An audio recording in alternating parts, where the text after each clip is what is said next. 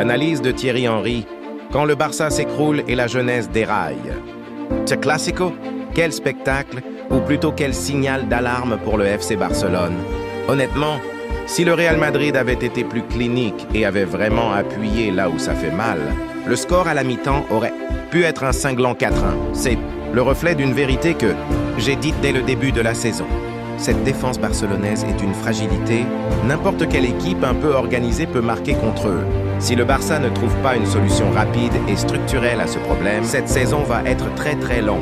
Il risque d'être l'équipe la plus humiliée de la saison. Et ça, un club de cette stature ne peut pas se le permettre. Maintenant, parlons de Lamine Yamal. C'est un talent brut, une future superstar, on le sait. Mais avant un Classico, on ne fait jamais ce genre de déclaration tapageuse. Jamais.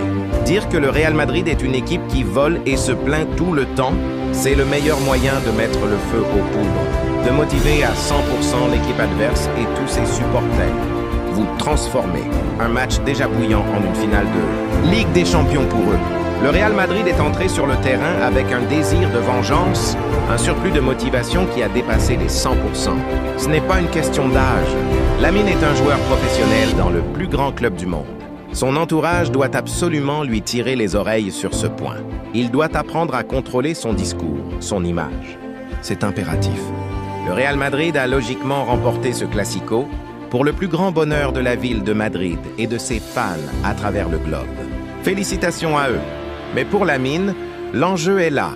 S'il ne met pas d'eau dans son vin, s'il ne gagne pas en maturité rapidement, la presse, qui est impitoyable, pourrait détruire sa carrière avant même qu'elle n'atteigne son apogée.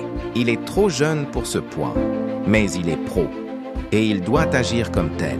La maturité doit accompagner le talent, sinon le talent s'éteint. C'est le football, c'est la vie.